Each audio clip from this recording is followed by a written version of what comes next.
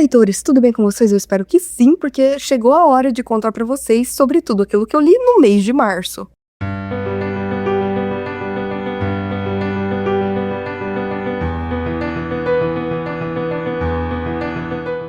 Pois é, gente, eu sei que o tempo já passou, que o março já tá ano passado, mas eu acabei ficando bem doente esses tempos, ainda tô congestionada, tá um calor insuportável, então talvez esse áudio esteja um pouco estranho, mas é porque realmente eu queria contar pra vocês sobre tudo que eu li em março, porque talvez eu tenha tido a maior decepção literária do ano até agora e também a melhor leitura. Antes disso, só vou pedir que você se inscreva aqui no canal, que você curta o vídeo, que você comente, que você compartilhe, porque isso me ajuda bastante, tá bom? Então agora sim, vamos falar sobre tudo aquilo que eu li no mês de março.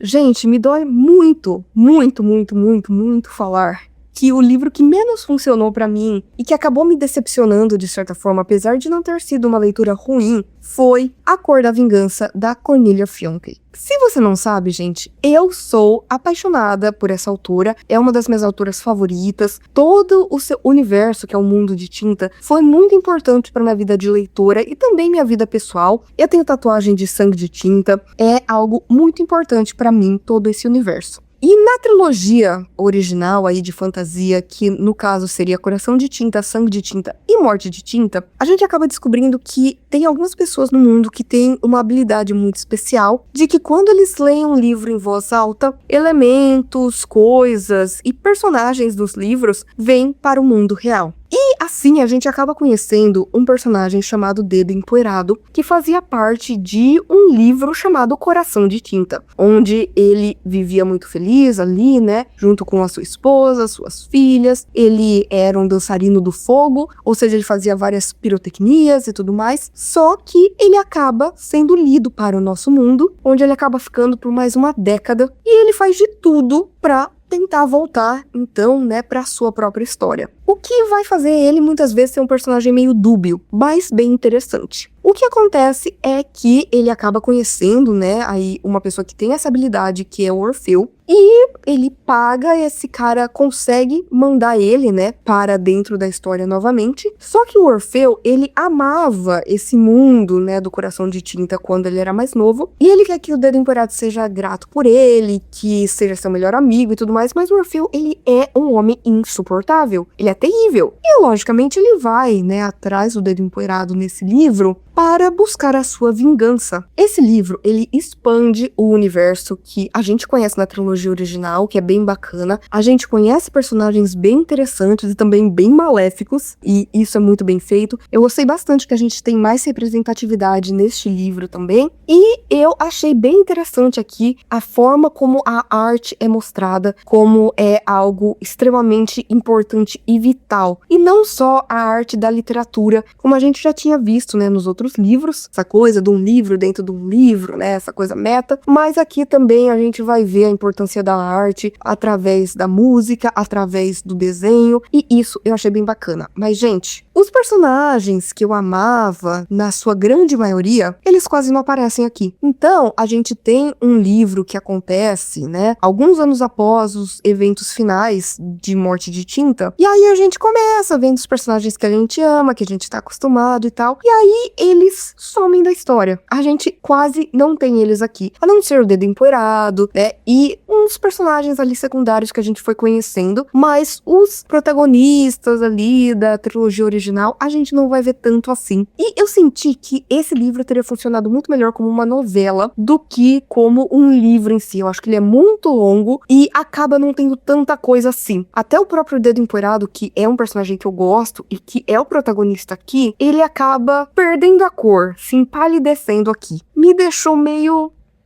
Eu gostei, dei pra ele 3,5 estrelas, mas eu tava esperando um 5 estrelas favoritado, como foi a trilogia pra mim. Então, infelizmente, eu acabei me decepcionando um pouco, mas como eu disse, não é uma leitura ruim, só não foi o que eu esperava. Depois vem aí uma graphic novel chamada Wait Till Helen Comes, que é, na verdade, uma adaptação de uma história da Mary Drawningham, que escrevia muitas histórias assim, com fantasmas, com terror, mas era aquela coisinha tranquilinha. E aqui nós conheceremos a Molly, que é ali uma pré-adolescente, que tem seu irmão, tem a sua mãe, e a mãe acabou de se casar, né, aí com um rapaz que tem uma filha, a Heather. A mãe, o padrasto e a família vão se mudar ali para uma antiga igreja, porque é um lugar muito barato, é um lugar meio isolado e tal, e todo mundo vai morar lá. Só que o que acontece é que a Molly, ela tenta muito ser amiga da Heather, né? Ela tenta criar essa coisa mesmo de irmandade. Só que a Heather, ela não quer saber de amizade, não quer saber de uma madrasta, não quer saber de nada, porque ela perdeu a mãe no incêndio, então aquilo também fica muito nela até hoje, essa perda, esse luto. E ela acaba sendo desagradável, né, com todas essas pessoas que vão aparecer na história. Porém, ao redor dessa igreja existe um cemitério. E um belo dia, a Heather acaba encontrando uma lápide que ninguém sabia que estava lá. E essa lápide tem, então, aí as mesmas iniciais dela, da Heather. E depois disso, a Heather começa a agir cada vez mais estranho. E ela vai falar, não, é porque a Helen, que é essa garotinha que morreu, ela sempre vem me visitar. E nós somos melhores amigas. E aí ela começa a ameaçar esses meio-irmãos e tudo mais, de que, não, porque, nossa, se vocês fizerem isso comigo, se vocês contarem tal coisa, se vocês falarem tal coisa, a Helen vai vir e vai fazer da vida de vocês um inferno. E aí coisas bizarras começam a acontecer. Vou dizer que eu gostei, sabe? Eu achei que foi uma experiência que, não deu medo, mas ela acaba trazendo uma profundidade que eu não tava esperando. Aqui vai trazer questões muito pertinentes, a gente vai vendo, né, todos os dilemas da Molly, tentando entender ali o que está acontecendo com a Heather. E no final das contas, eu gostei bastante. Eu dei pra ele 4 estrelas. Eu achei que é uma história que fluiu bem, as ilustrações são muito bonitas, a coloração também é um charme à parte, e fiquei muito curiosa para ler aí outras coisas desta autora. Depois eu li, então, o segundo volume de Sunstone. Sunstone, eu li o primeiro volume no ano passado, que é uma graphic novel, aí uma série de graphic novels do Stefan Sejic, que é um quadrinista que eu gosto bastante, eu acho a arte dele impecável, desde o traço até a coloração. E a gente tem uma narrativa aqui que gira em torno de 2 personagens, que é a Lisa e a Ellie, que elas acabam se conhecendo por terem um interesse em comum, que no caso é o BDSM. E juntas elas decidem explorar mais sobre este universo. E o mais interessante é que nesse processo elas vão se apaixonando uma pela outra. Tem ali personagens que eu amo. Essas 2 protagonistas são maravilhosas, são muito fofas, eu torço demais pra esse relacionamento. E, logicamente, a gente tem aqui, né, um quadrinho erótico. E a maneira como o Stefan Sejic traz tudo isso é bem responsável. Que a gente pensa, um homem que vai escrever sobre o relacionamento de BDSM de 2 mulheres, pode entrar ali, cair num negócio de fetiche, numa coisa que, é só mesmo pra objetificação ali da mulher, né, durante a leitura, mas não. Muito pelo contrário, nesse segundo volume em específico, ele acaba explorando muito as questões de segurança, de por que é importante existir todo um protocolo de segurança neste meio, por que é importante que exista, por exemplo, uma palavra-chave, coisas que façam com que seja uma experiência que seja agradável, né, para as pessoas e, ao mesmo tempo, não seja um risco para a vida delas. E é muito bacana como ele acaba colocando isso aqui e como ele explora este assunto, não só o assunto do BDSM, mas da maneira responsável com que ele faz. Dei pra ele 4 estrelas. Pra mim, o primeiro ainda é o primeiro, porque eu não tava esperando ter gostado tanto assim, mas eu estou adorando esta saga aí de histórias do Stefan Sejic.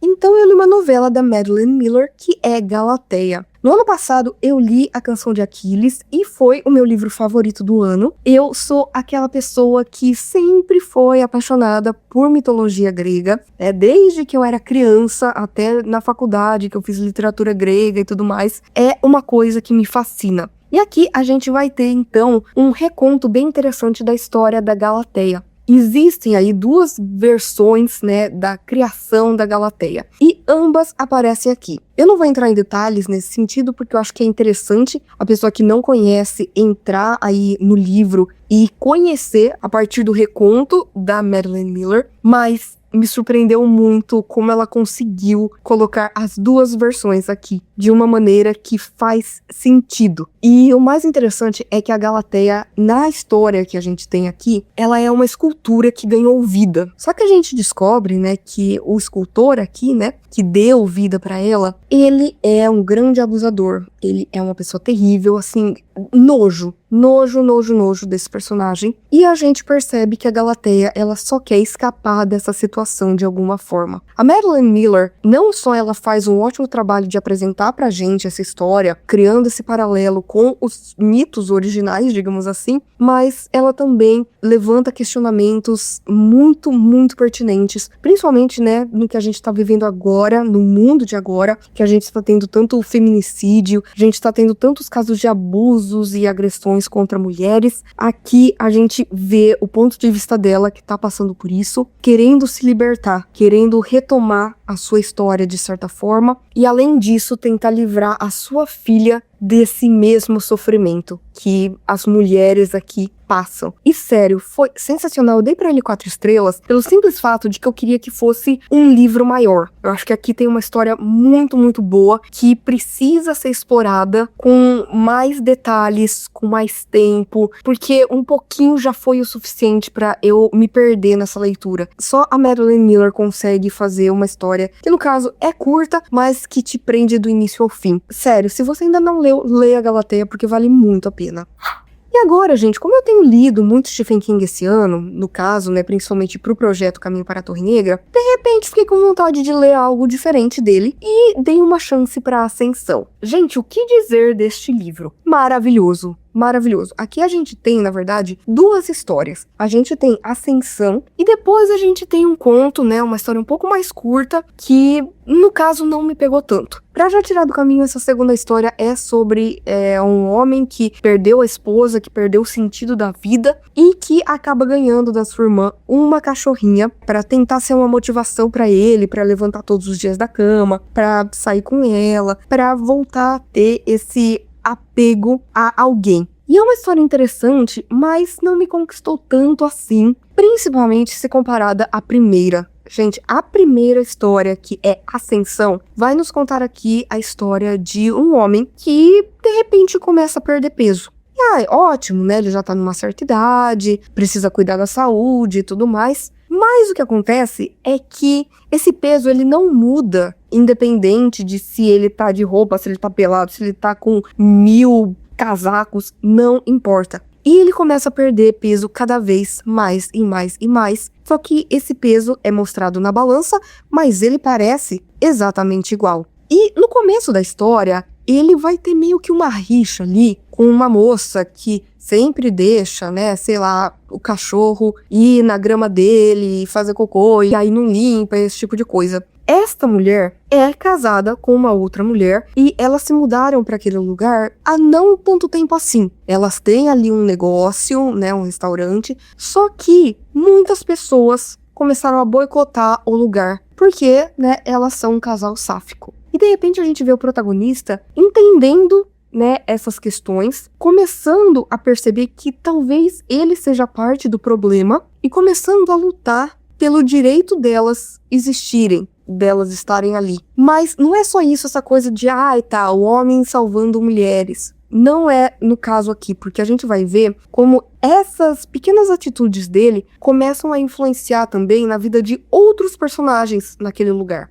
E isso vai ter todo um paralelo com essa coisa da leveza, de perder esse peso, de transcender. Eu chorei com esse livro porque que leitura bonita. Gente, é uma história magnífica. Que livro lindo, lindo, lindo, lindo. No final das contas, eu dei pra ele 4,5 estrelas só porque eu acho que a segunda história não orna tão bem como a primeira, que eu achei, assim, espetacular. Sendo que a segunda é ok. Mas, sério, se você tiver a oportunidade, é uma história muito curta, leia Ascensão.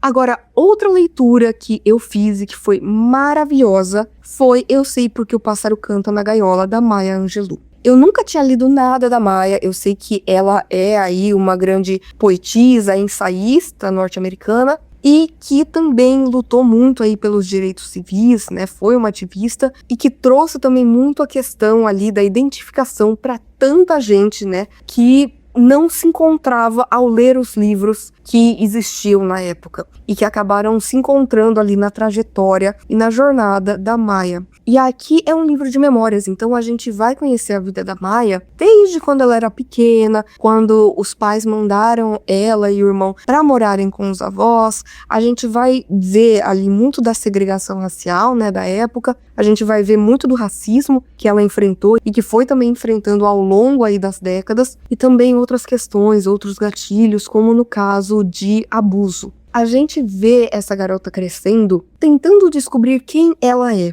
tentando descobrir o seu lugar no mundo, sendo vítima de agressões, sendo vítima de estupros, sendo vítima do racismo recreativo, e a gente vai ver, a partir dali, por que o pássaro canta na gaiola. Gente, esse foi um livro extremamente necessário, que eu acho que todo mundo precisava conhecer, precisava ler, porque é uma história que, apesar da gente ter, né, toda essa memória da Maya, mas a gente sabe que não é apenas a história de uma pessoa, mas de milhões. É muito importante essa narrativa. Teve uma coisa ou outra que me incomodou, mas sei que é um reflexo da época, de questão de gordofobia, mas ainda assim, gente, é um livro excelente, que é um retrato, né, dos Estados Unidos nessa época, durante a segregação, e também é muito importante que a gente conheça mais da história da Maya, porque realmente ela foi uma figura muito importante para a história. Então tá aí, recomendado, dei 4 estrelas e meia, que livro excelente, todo mundo precisa ler. Eu Sei Porque o Pássaro Canta na Gaiola.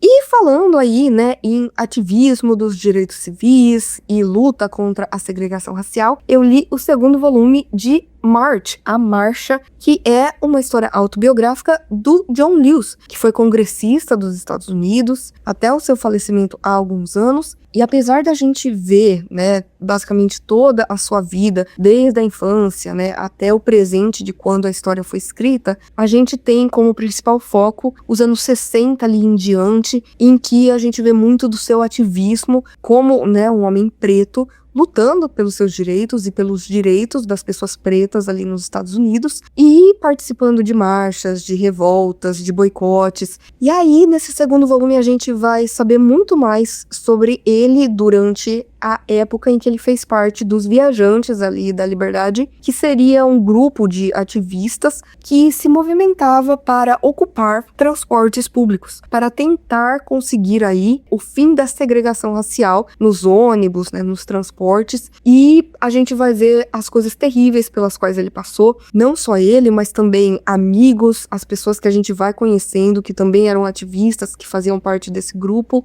e como as pessoas brancas são terríveis, porque a gente vê as questões de racismo, de agressão, de torturas, de assassinatos, de coisas terríveis que são cometidas contra as pessoas pretas, que só estão buscando ali os seus direitos. Gente, é uma história que todo mundo também precisa conhecer, a história do John Lewis. Eu estou fascinada por a história de vida dele, mas também aqui por esse quadrinho, que realmente eu amo essa história. Então, mal posso esperar para continuar, porque esse foi um quadrinho 5 estrelas.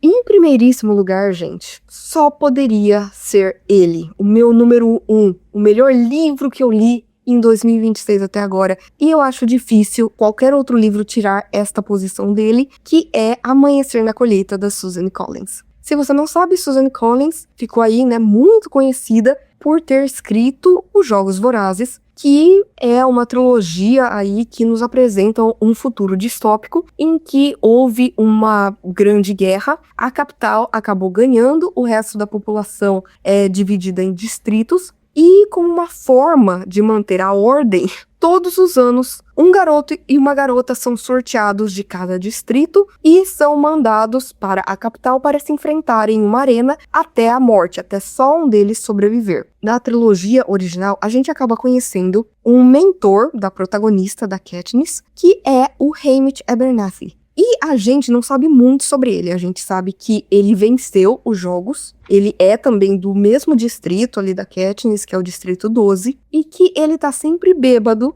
Ele, no começo, não quer saber de nada, já desistiu de ajudar todo mundo, mas aí a gente vai ver que uma centelha acaba se acendendo ali e ele percebe que ele pode fazer, né, a Katniss ser aí campeã dos Jogos Vorazes. E sempre existiu muita especulação sobre o que aconteceu com Haymitch para ele se tornar essa pessoa amarga, com questões ali de alcoolismo e etc. E aí, gente, neste livro, Amanhecer na Colheita, nós teremos os Jogos Vorazes do Haymitch. Logicamente, a Suzanne Collins, ela escreve de uma maneira maravilhosa. E é aquilo, é YA e é maravilhoso, é incrível. Por isso que eu falo, gente, para de julgar gênero ou de julgar, porque isso é para pessoas adolescentes, porque isso é para adultos, porque, nossa, quando você cresce você só tem que ler clássicos. Não, gente, por favor. E no caso, eu sou aquela pessoa que eu sou apaixonada por Jogos Vorazes e este livro, ele consolidou isso pra mim. Por quê? Eu me apaixonei pelo Haymitch. Eu me apaixonei pela história dele, porque é uma tragédia do início ao fim. A gente vê um Haymitch adolescente que tem muitos sonhos, que tem planos, que tem uma namorada, que tem muitos amigos, e que, de repente, é jogado nessa batalha sangrenta que vai arrancar absolutamente tudo dele.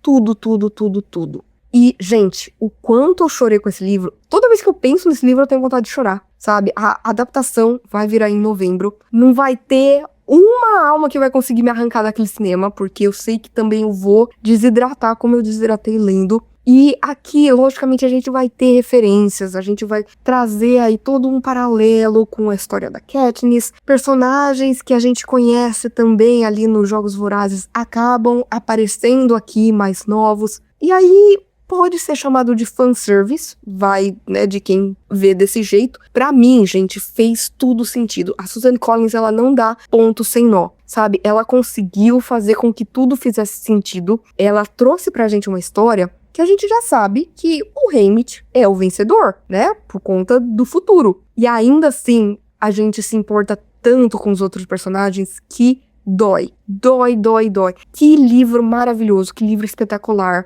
Assim, gente, eu não tenho o que dizer. Melhor livro que eu li até agora. O meu número 1 do ano. E eu acho que é difícil qualquer coisa tirar esse livro ali do primeiro lugar. Porque, gente, 5 estrelas, favoritado. Amanhecer na Colheita. Sensacional, perfeito. Que livro. E é isso, gente. Espero que vocês tenham gostado do vídeo de hoje. Por favor, se você quiser continuar conversando comigo a respeito de livros, filmes, séries, qualquer outra coisa, não deixe de me contatar nas minhas outras redes sociais que eu vou deixar aqui no box de descrição. Por favor, curta esse vídeo, porque isso me ajuda bastante, faça com que esse vídeo canal chegue a mais pessoas, compartilhe com seus amigos, comente aqui embaixo qual foi a melhor leitura que você fez no ano até agora, em 2026, porque eu estou curiosa. E, por favor, não deixe de se inscrever no canal Livre em Livro se você ainda não é inscrito, e aproveite para ativar as notificações e ativar o sininho, porque toda semana tem conteúdo novo por aqui. Então a gente se vê no vídeo que vem.